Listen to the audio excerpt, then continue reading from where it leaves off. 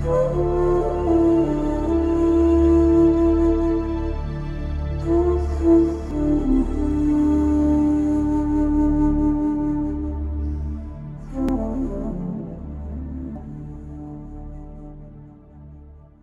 is something you hear again and again, lam rim, graduated path. Lam means path, and rim means graduated or graded, yeah, step by step. And this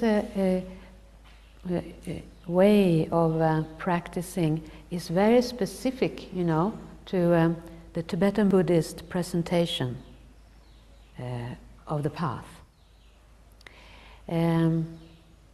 If we think a little bit about the history of Buddhism, because the Lam Rim contains all the Buddha's teachings on sutra.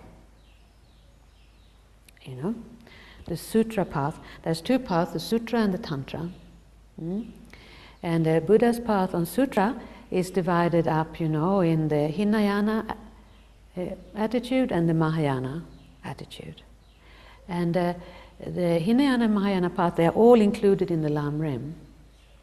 The main difference between Hinayana and Mahayana is mainly in the attitude, the purpose and the goal.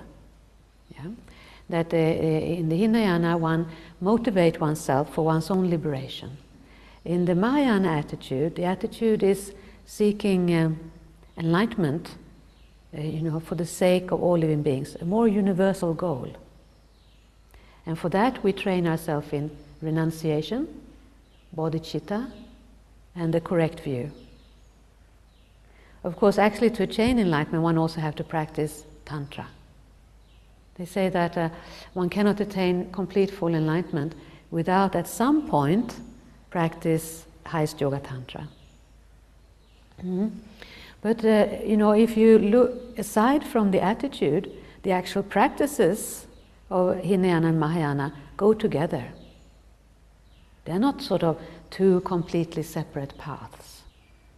So the Lam Rim contains all of the teachings. The Hinayana spread to different countries like Sri Lanka, Thailand, and Burma, Vietnam, and flourished there.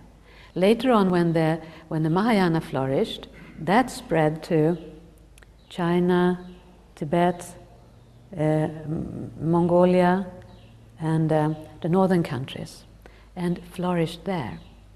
So anyway, the great Atisha, he came to Tibet, so he wrote the first Lam Rim, the graduated path, taking all of Buddha's teachings, but putting them in a very clear, step-by-step, approach. And he called it the three scopes. So in Tibet, this really flourished.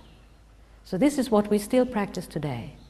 When you see these Lam Rim texts and Lam Rim books, it's all the same way of approaching the spiritual path and the inner development.